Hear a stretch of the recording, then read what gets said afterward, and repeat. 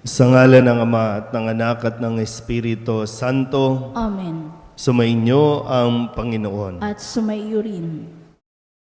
Mga kapatid, aminin natin ang ating mga kasalanan upang tayo maging marapat gumanap sa banal na pagdiriwang. Inaamin ko sa makapangyarihang Diyos at sa inyo mga kapatid na lubha akong nagkasala sa isip, sa salita at sa gawa at sa aking pagkukulang. Kaya isinasamo ko sa mahal na Birhen Maria, sa lahat ng mga anghel at mga banal, at sa inyo mga kapatid na ako'y panalangin sa Panginoong ating Diyos. Kaawaan tayo ng makapangyarihang Diyos, patawarin tayo sa ating mga kasalanan at patnubayan tayo sa buhay na walang hanggan. Amen. Panginoon, kaawaan mo kami. Panginoon, kaawaan mo kami.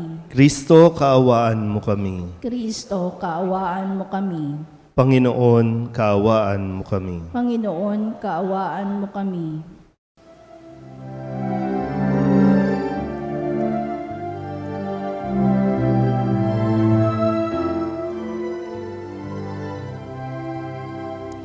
Luwalhati sa Diyos sa kaitaasan, kaloob sa lupa ay kapayapaan.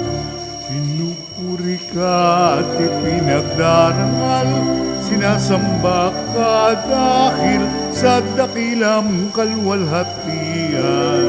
Panginoon naming Diyos, Hari ng langit, Amang makapangyarihan, Panginoong Jesucristo, bugtong na anak ng Diyos, Kordero ng Ama. Ikaw na nag-aalis ng mga kasalanan ng sanlibutan. Tanggapin mo ang aming kahilingan, ikaw na nanulunglok sa kanan ng Ama. Maawa ka sa amin, ikaw lamang ang banal, Panginoong Jesucristo, kasama ng Espiritu, sa luwalhati ng Ama. Amen, Amen, Amen.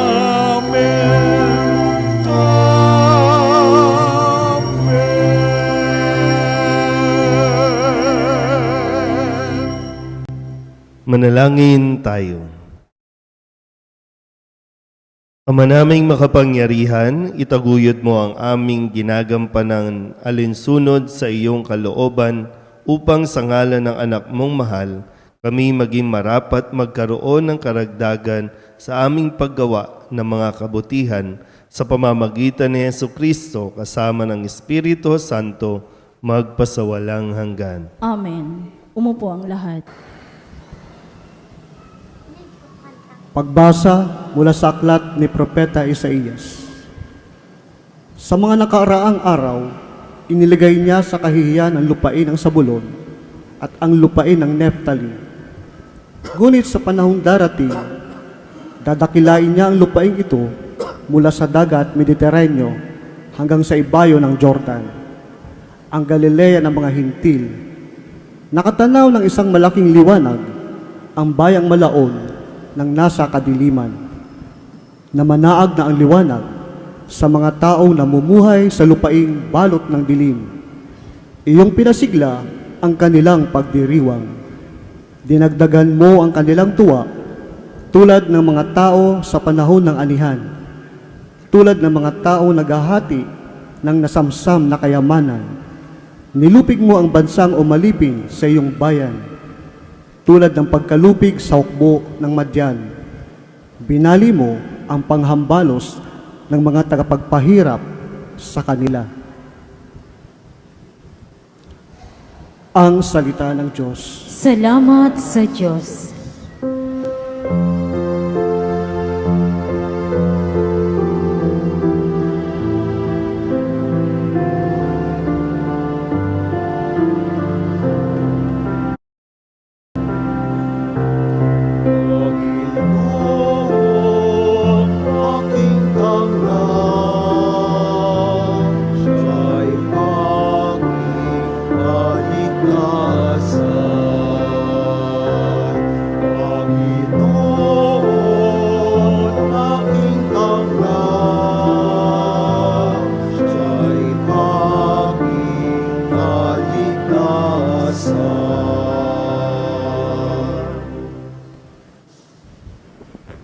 Isanglaw ko'y ang puon, aking kaligtasan.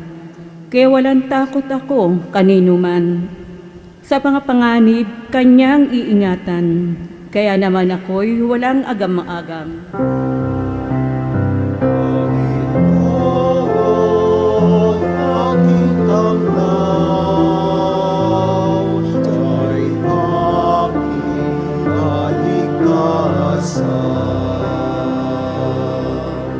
Isang bagay lamang ang aking mithiin. Isang bagay itong sa puon ay hiniling. Ang ako'y lumagi sa banal na templo upang sa kagandahan niya'y mamasdang ko at yaong patnubay niya'y matamo.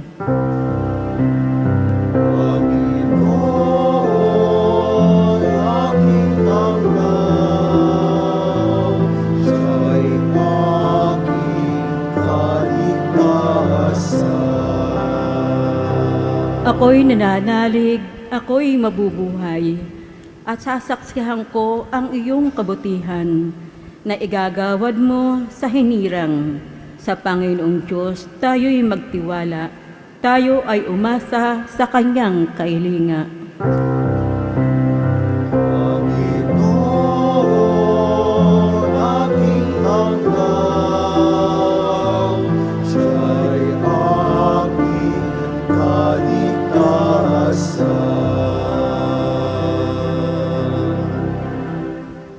Pagbasa mula sa unang sulat ni Apostol San Pablo sa mga taga-Korinto. Mga kapatid, ako'y nananawagan sa inyo sa ngalan ng ating Panginoong Hesukristo. Magkaisa kayo sa pananalita, isip at layunin, upang mawala sa inyo ang pagkakabaha-bahagi.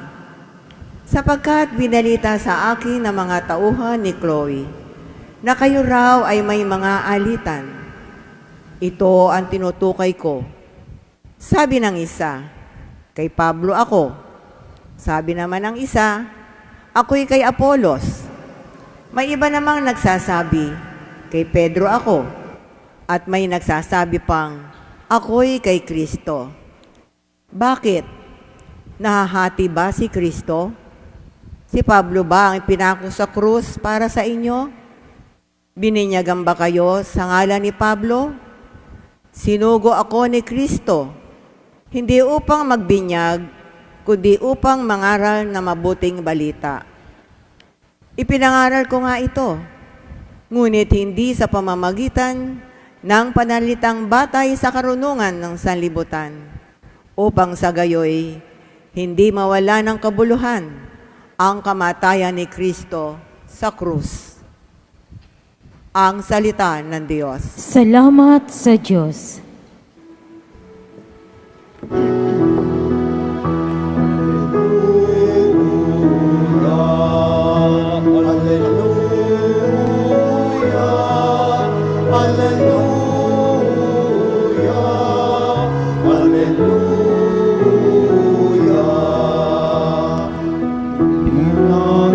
Aral ni Jesus ang paghahari ng Diyos, sakit ay kanyang ginamot. Alleluia,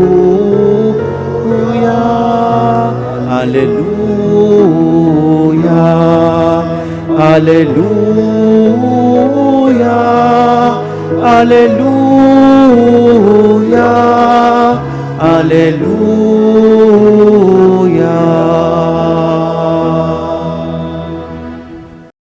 Sumainyo ang Panginoon. At sumaiyo rin. Ang mabuting balita ng Panginoon ayon kay San Mateo. Papuri sa iyo, Panginoon. Noong panahong iyon, nabalitaan ni Jesus na ibinilanggo si Juan. Kaya't bumalik siya sa Galilea, ngunit hindi na siya sa Nazaret na nirahan, kundi sa Capernaum. Ang bayang ito ay nasa baybayin ng lawa ng Galilea, sa mga hangganan ng Zabulon at Neftali.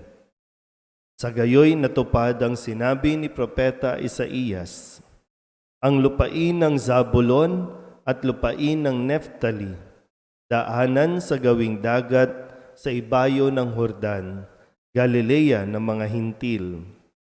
Itong bayang nag-apuhap sa gitna ng kadiliman, sa wakas ay nakakita ng maningning niyang ilaw. Liwanag na taglay nito'y siya ngayong tumatanglaw sa lahat ng nalugami sa lilim ng kamatayan. Magmula noon ay nangaral na si Jesus. Ang sabi niya, pagsisihan ninyo't talikdan ang inyong mga kasalanan, sapagkat malapit nang maghari ang Diyos.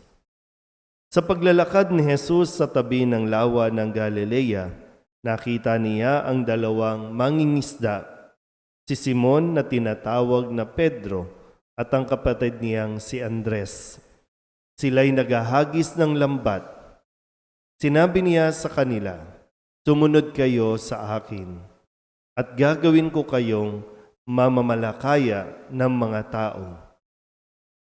Noon di iniwan nila ang kanilang mga lambat at sumunod kay Jesus. Nagpatuloy siya sa paglakad at nakita rin niya ang magkapatid na Santiago at Juan, mga anak ni Zebedeo. Sila'y nasa bangka kasama ng kanilang ama at naghahayuman ng lambat. Tinawag din sila ni Jesus. Agad nilang iniwan ang bangka at ang kanilang ama at sumunod kay Jesus. Nilibot ni Jesus ang buong Galilea, nagtuturo sa mga sinagoga at ipinangangaral ang mabuting balita tungkol sa paghahari ng Diyos. Pinagaling din niya ang mga tao sa kanilang mga sakit at karamdaman. Ang mabuting balita ng Panginoon. Pinupuri ka namin, Panginoong Heso Kristo. Umupo ang lahat. Isang mapagpalang umaga po sa inyong lahat.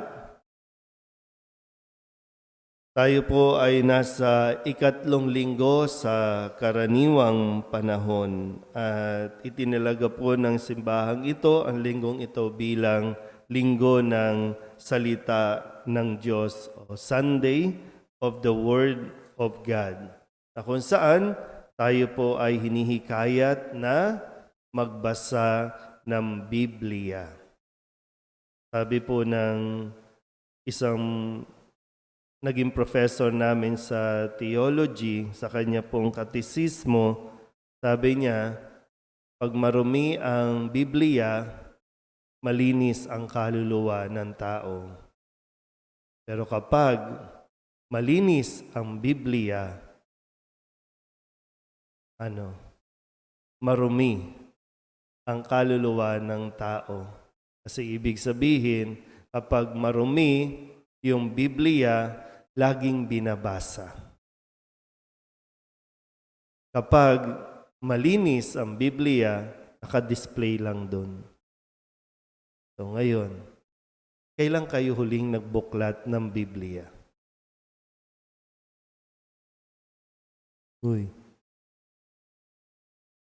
And yun nga yung panghikayat sa atin, no, na magbasa ng Biblia, magbuklat ng Biblia. Kahit sa panahong ito, napaka-challenging magbuklat ng libro, lalo tigit ng Biblia dahil lahat tayo nakatutok o ang hinahawakan ay cellphone. Bagamat ang simbahan nagsusumikap din na kung nasaan yung tao, dadalhin ang salita ng Diyos. Kaya magkakaroon din ng mga app, ng mga sa computer, sa social media, para lamang talagang maihatid sa atin ang salita ng Diyos. Dahil, sabi rin po, no, isa sa mga natutunan ko, sabi, ignorance of the Scripture ay ignorance of Christ. So kung hindi ka nagbabasa ng Biblia, hindi mo makikilala kung sino si Kristo. Kasi ang kabuuan ng Biblia ay si Kristo. Ay maganda mapagnilayan natin itong pagdiriwang na ito. No? Pinagdiriwang, hindi lang basta magdiwang, kundi para mapaalalahanan tayong lahat ng kahalagahan ng salita ng Diyos sa buhay natin. Dahil ito ang ating dapat na pinaghuhugutan ng lahat ng bagay sa buhay natin. Kung masaya tayo, mayroon kang paghuhugutan dyan. Kung malungkot ka, may paghuhugutan tayo.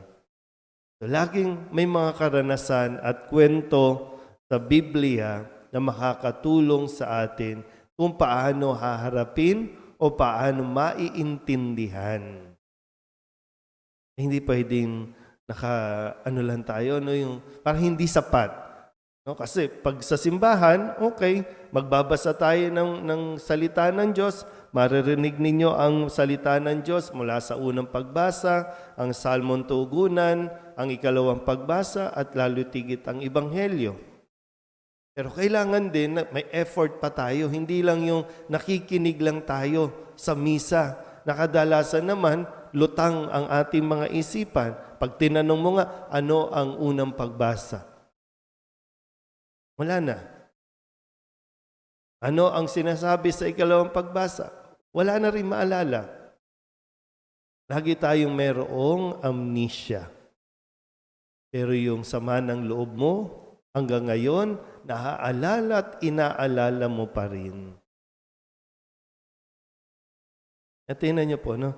Sa ebanghelyo natin, tingnan niyo po yung daloy, no? Nabalitaan na ni Jesus na nakabilanggo si Juan Bautista. Pagkatapos nun, sabi dito, magmula noon, siya ay nangaral. At ang sabi, pagsisihan ninyo talikdan ang inyong mga kasalanan. Ito rin yung ipinahayag ni San Juan Bautista bago pa naipakilala at nasimulan ang misyon ni Jesus. Yung bang pag nilawakan mo ang iyong sa isipan, bakit nangyari sa kanya yon? Bakit nawala siya? Para bang, paano na tayo ngayon? Hindi. Nagkaroon ng pagkilala doon sa hamon na, okay, ako naman. Panahon ko na. Hindi porket nabilanggo si Juan Bautista, tapos na ang misyon. Hindi. Magsisimula ang akin. Parang sa sitwasyon natin, no? Hindi porket nawalan ka ng mahal sa buhay, tapos na. Kundi yung pagkawala nila, yung pag-alis nila, ay nag-iiwan naman ng panibagong simula para sa iyo. Laging mayroong liwanag. No? Kaya nga sabi sa unang pagbasa, nakatanaw na ng liwanag. Yung bayang matagal ng balot sa dilim.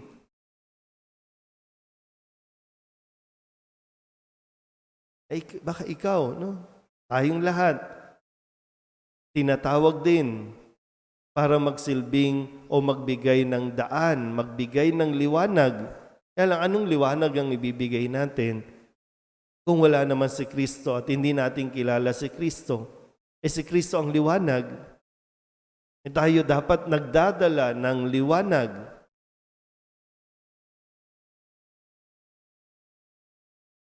Paano nga magiging liwanag kung hanggang ngayon yung bang minsan isipin din natin, no, kung talaga bang nalulungkot tayo kapag nawala yung taong inaasahan natin. Nalulungkot ba talaga tayo dahil mahalaga sila o nalulungkot tayo dahil iniisip natin, paano na ako? Paano na kami? Di ba pagiging selfish yun? Minsan may paraan din, no? Para mamulat ka, may paraan din para magising ka na panahon na para ikaw naman ang mag-take ng responsibilities. Pag nagbe-bless po ako ng mga patay, no? Yung mga magulang, kapag nawawala, yung mga anak, parang hirap na hirap. Parang ayaw nilang mawala yung kanilang nanay o yung magulang nila dahil wala nang mag-aasikaso sa kanila, wala nang magluluto sa kanila, wala nang Kailan ka matututo? Kailan mo tatanggapin yung misyon na ikaw naman ang dapat na magpatuloy? Nawa, no? Pag nilayan natin ng mabuti, itong pagtawag sa atin, unang-una, kilalanin at makilala nawa natin si Kristo dahil ito ang ipapakilala din natin sa atin pong misyon. Amen? Magsitayo ang lahat at ipahayag natin ang ating pananampalataya. Sumasampalataya ako Sa Diyos amang makapangyarihan sa lahat na may gawa ng langit at lupa. Sumasampalataya ako kay Jesucristo, iisang anak ng Diyos, Panginoon nating lahat. Nagkatawang tao siya lalang ng Espiritu Santo, ipinanganak ni Santa Mariang Birhen, pinagpakasakit ni Poncio Pilato, ipinako sa krus na matay inilibing, nanaog sa kinaroroonan ng mga yumao, nang may 3 araw na buhay na mag-uli, umakyat sa langit, naluluklok sa kanan ng Diyos amang makapangyarihan sa lahat. Doon magmumulang paririto at huhukom sa nangabubuhay at nangamatay na tao. Sumasampalataya naman ako sa Diyos Espiritu Santo, sa banal na simbahang katolika, sa kasamahan ng mga banal, sa kapatawaran ng mga kasalanan, sa pagkabuhay na muli ng nangamatay na tao, at sa buhay na walang hanggan. Amen. Manalangin tayo sa Ama na tulungan niya tayong isabuhay ang mabuting balita ng kanyang paghahari sa pamamagitan ni Jesus, ang kanyang anak at ating Panginoon. Ang ating pong itutugon, mapagmahal na Diyos, panatilihin mo kami. Mapagmahal na Diyos, panatilihin mo kami. Para sa Santo Papa, mga obispo, pari at diakono, naway lalo nilang mahalin ang salita ng Diyos at sa masidhing pagninilay dito ay masayang maibahagi ito sa bayang ipinagkatiwala sa kanila. Manalangin tayo sa Panginoon. Mapagmahal na Diyos, panatilihin mo kami. Para sa mga lektor, tagabasa at katekista, naway sa lalong paglalim ng kanilang pagkaunawa sa salita ng Diyos ay mahubog ang kanilang buhay ayon dito at maipahayag ito sa pamamagitan ng kanilang pamumuhay. Manalangin tayo sa Panginoon. Mapagmahal na Diyos, panatilihin mo kami. Para sa mga magulang, naway liwanagan at palakasin sila ng salita ng Diyos upang magabayan ng may karunungan ang kanilang mga anak at maipamana sa kanila ang pananampalataya kay Kristo. Manalangin tayo sa Panginoon. Mapagmahal na Diyos, panatilihin mo kami. Para sa buong pamayanang Kristiyano na nakikinig sa Diyos na nagkakatipon sa Kanyang salita, naway maganap ito sa pagkakaisa at maging tunay na saksi ng pag-ibig ng Diyos. Manalangin tayo sa Panginoon. Mapagmahal na Diyos, panatilihin mo kami.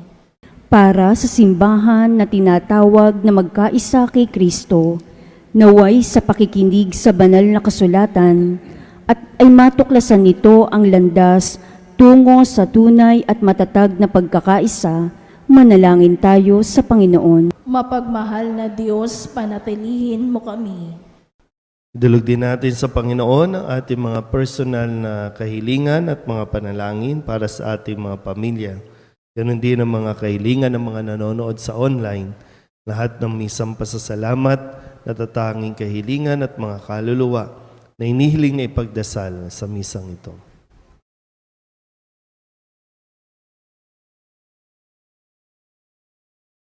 Ang lahat ng ito inihiling namin sa ngalan ni Kristo, aming Panginoon. Amen. Umupo ang lahat. Himig mo ang awit ko, lahat ng ito'y nagmula sa iyo. Muling ihahandog sa iyo buong puso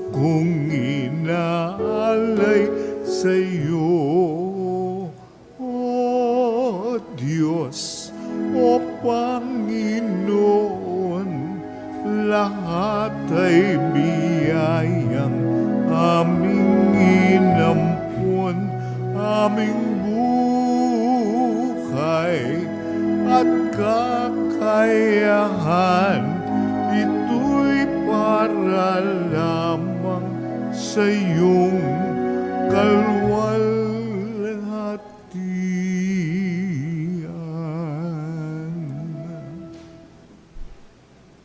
Manalangin kayo mga kapatid upang paghahain natin ay kalugdan ng Diyos Amang makapangyarihan. Tanggapin nawa ng Panginoon itong paghahain sa iyong mga kamay, sa kapurihan niya at karangalan sa ating kapakinabangan at sa buong sambayanan niyang banal. Ama naming lumikha, tanggapin mong malugod ang aming mga handog. Ngayong ang kabanalan ay iyong dulot. Kami sumasamo sa iyo't lumuluhog upang kaligtas ay iyong ipagkaloob. Sa pamamagitan ni Jesucristo kasama ng Espiritu Santo, magpasawalang hanggan. Amen. Sumainyo ang Panginoon. At sumaiyo rin. Itaas sa Diyos ang inyong puso at diwa. Itinaas na namin sa Panginoon. Pasalamatan natin ang Panginoong ating Diyos. Marapat na siya ay pasalamatan. Ama naming makapangyarihan, tunay ngang marapat na ikaw ay aming pasalamatan. Sa iyong pagkagandahang loob, kami iyong ibinukod upang iyong maitampok sa kadakilaan mong lubos. Kahit na ikaw ay aming tinalikdan dahil sa aming pagkasalawahan, gumawa ka pa rin ng magandang paraang may manguna sa amin para ikaw ay balikan. Kaya't ang iyong minamahal na anak ay naging isa sa mga taong hamak upang may kapwa kaming makapagligtas sa aming pagkapahamak at pagkaligaw ng landas. Kaya kaysa ng mga anghel ang sisiawit ng papuri sa iyo nang walang humpay sa kalangitan, kami nagbubunyi sa iyong kadakilaan. Santo, Santo, Santo, Diyos makapangyarihan, puspos ng walhati ang langit at lupa. Sana sa kaitaasan, pinagpalang narito sa ngalan ng Panginoon. Hosana, Hosana sa kaitaasan. Hosana, Hosana sa kaitaasan.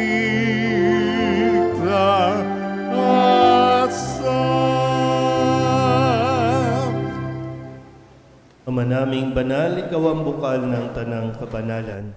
Kaya't sa pamamagitan ng iyong Espiritu, gawin mong banal ang kaloob na ito upang para sa aming maging katawan at dugo ng aming Panginoong Jesucristo. Bago niya pinagtiis ang kusang loob na maging handog, inawakan niya ang tinapay, inasalamatan kaniya, inaghati-hati niya iyon, iniabot sa kanyang mga alagad at sinabi, "Tanggapin ninyong lahat ito at kanin, ito ang aking katawan na ihahandog para sa inyo."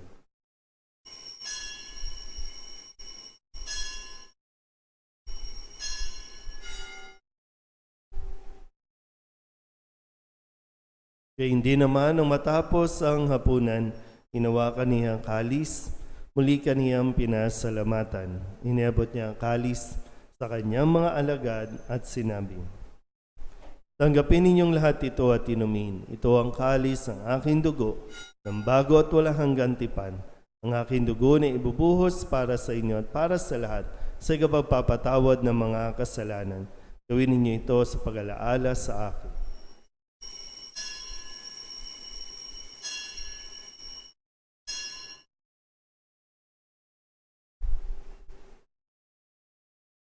Ipagbunyi natin ang misteryo ng pananampalataya.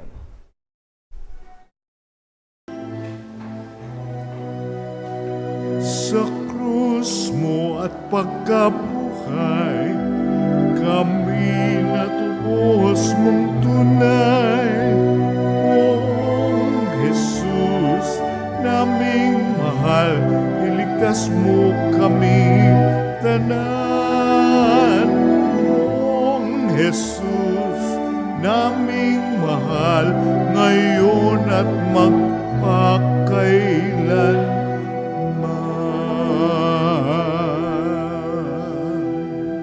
Ama, ginagawa namin ngayon ang pag-alaala sa pagkamatay at muling pagkabuhay ng iyong anak, kaya tiniaalay namin sa iyo ang tinapay na nagbibigay buhay at ang kalis na nagkakaloob ng kaligtasan. Kami nagpapasalamat dahil kami iyong minarapat na tumayo sa harap mo para maglingkod sa iyo.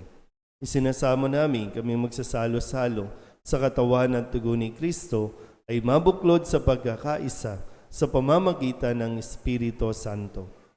Ama, lingapin mo ang iyong simbahang laganap sa buong daigdig.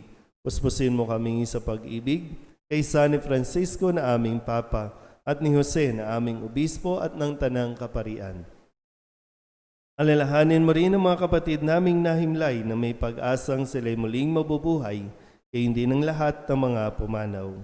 Kawaan mo sila at patuloyin sa iyong kaliwanagan. Kawaan mo at pagindapating kaming lahat na makasalo sa iyong buhay na walang wakas.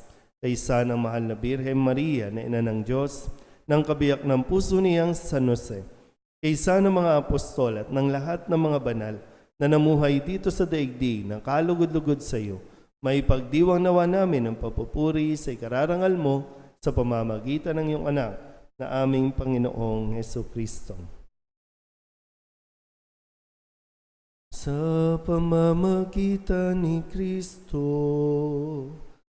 kasama niya at sa Kanya, ang lahat ng parangal at papuri ay sa iyo, Diyos Ama, makapangyarihan, kasama ng Espiritu Santo, magpasawalang hanggan. Amen. Amen. Amen.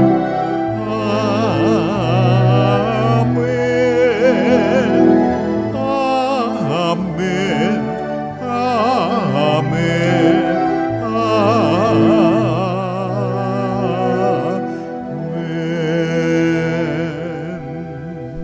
Buong kababaang loob tayong tumawag sa ating Panginoon ng Ama namin.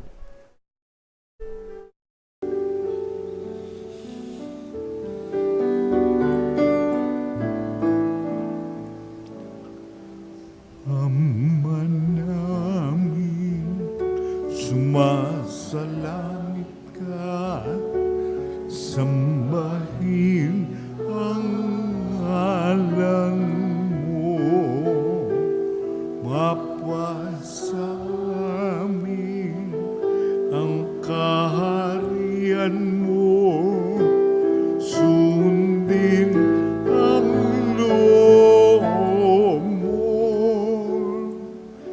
dito sa lupa parang ng sa langit, bigyan mo po kami ngayon ng aming kakanin sa araw-araw at patawarin mo kami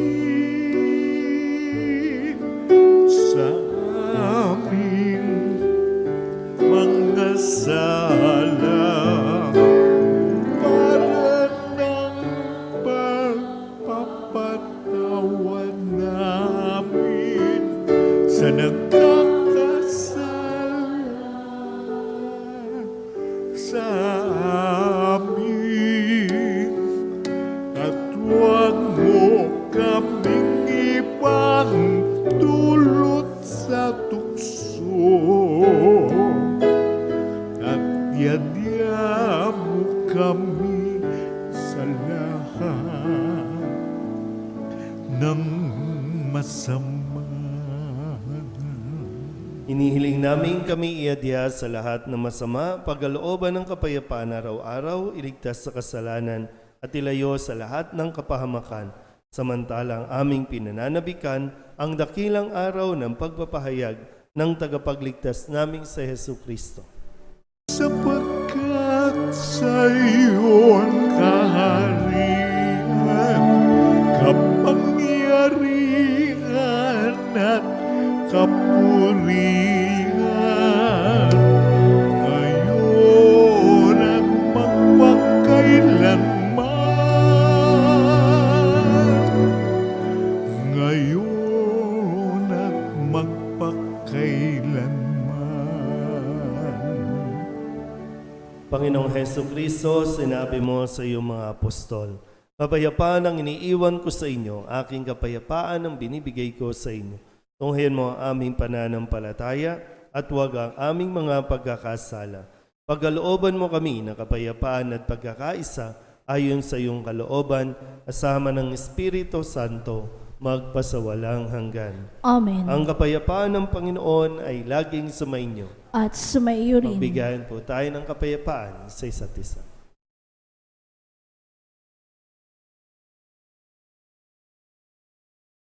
Kordero ng Diyos na nag-aalis ng mga kasalanan ng sanlibutan, maawa ka sa amin.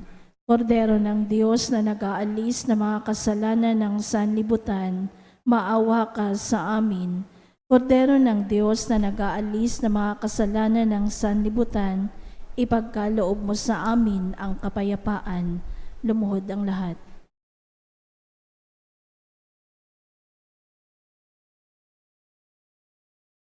Ito ang kordero ng Diyos. Ito ang nag-aalis ng kasalanan ng sanlibutan. Mapalad ang mga inaanyayahan sa kanyang piging. Panginoon, hindi ako karapat-dapat na magpatuloy sa iyo, ngunit sa isang salita mo lamang ay gagaling na ako. Katawan ni Kristo. Amen.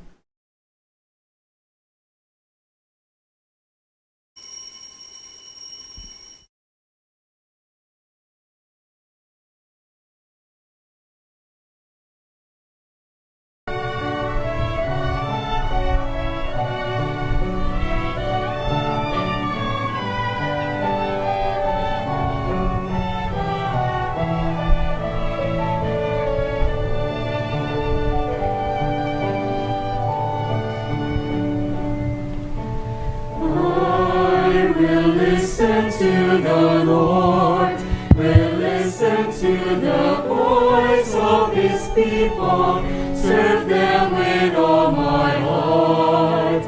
I will listen to His words and call upon the Lord for His people to live in faith and truth and in love.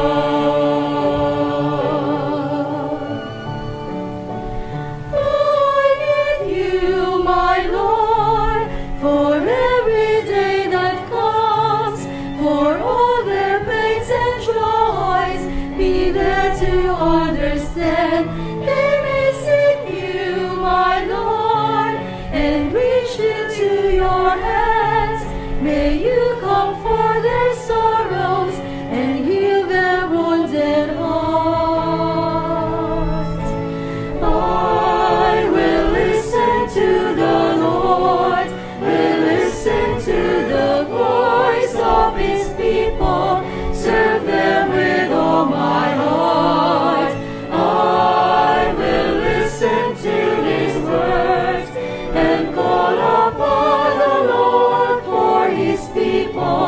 To live in faith and truth and in love.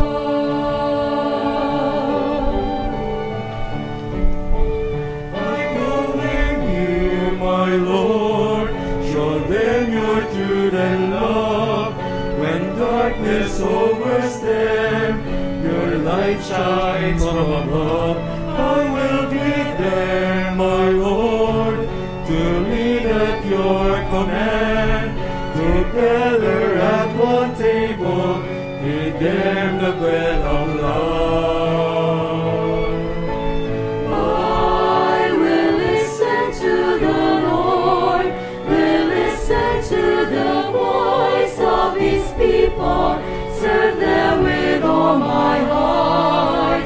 I will listen to His words and call upon the Lord for His people to live in faith and truth and in love.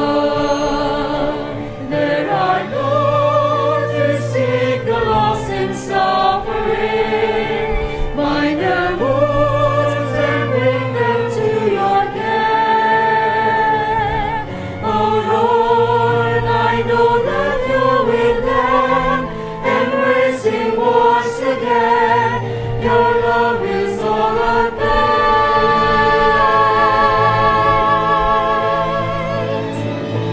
I will listen to the Lord, will listen to the voice of His people, serve them with all my heart.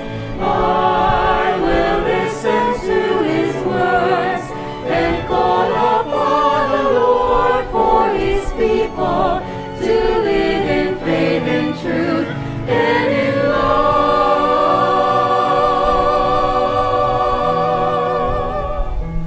I will listen to the Lord and call upon the Lord for His people to live in faith and truth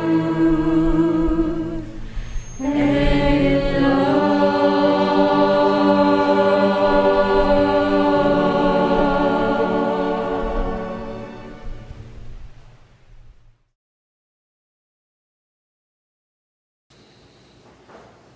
Manalangin tayo.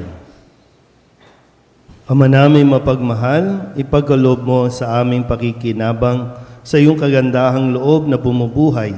Lagi nawa namin maikarangal ang iyong pagpapalang sa aming ibinibigay sa pamamagitan ni Jesucristo kasama ng Espiritu Santo magpasawalang hanggan. Amen. Ang ating pong second collection ay para sa National Bible Month. Umupo po muna sandali.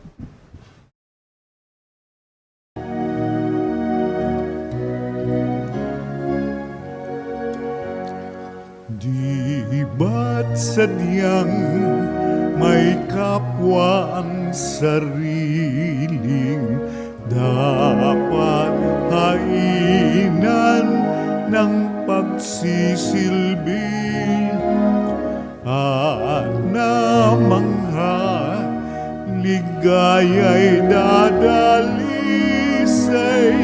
pag sa kapwa buhay mo ay naalay. Bawat galing gamitin sa paglingap, laging damhin kung may naghihirap.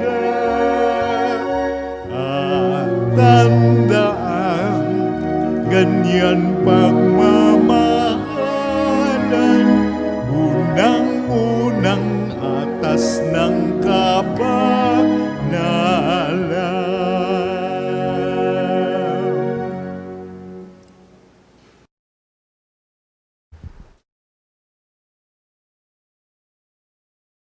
Muli po ang aming pasasalamat sa lahat po ng inyong mga tulong at donasyon para sa parokya ng Nuestra Señora de la Soledad. Yung mga patuloy po na nagpapadala at nagpi-pledge ng kanila po mga pasasalamat sa pagpapadala sa GCash, sa account ng simbahan at yung inyo po mga stars sa ating Facebook Live. Malaking tulong po ito sa ating pong pagtataguyod ng mission natin dito po sa Soledad. Kahapon po ay katatapos lang namin mag-planning ng council para sa mga gawain sa loob ng isang taon. Kaya nawa ay iniling namin ang inyong kooperasyon, pakikisa sa mga gawain natin na makatulong nawa na makilala natin si Kristo at mapalalim natin ang ating pananampalataya. Sumainyo ang Panginoon At sumaiyo rin. at pagpalain kayo ng makapangyarihang Diyos, Ama at Anak at Espiritu Santo. Amen. Tapos ang banal na misa, humayo tayo sa kapayapaan ni Kristo. Salamat sa Diyos. Magandang umaga po.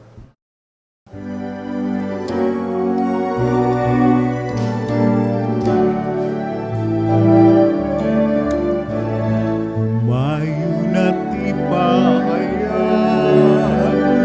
yung pagkalingat abang sa buhay, pag-ibig at katarungan, tanda ng kanyang kaharian. Sa panahong tigang ang lupa, sa panahong ang ani sagana, sa panahon ng digmaan at kaguluhan, sa panahon ng kapayapaan. Bayo na tibayan, kanyang pagkalingat habang sa buhay pag-ibig at katarungan, tanda ng kanyang kaharian.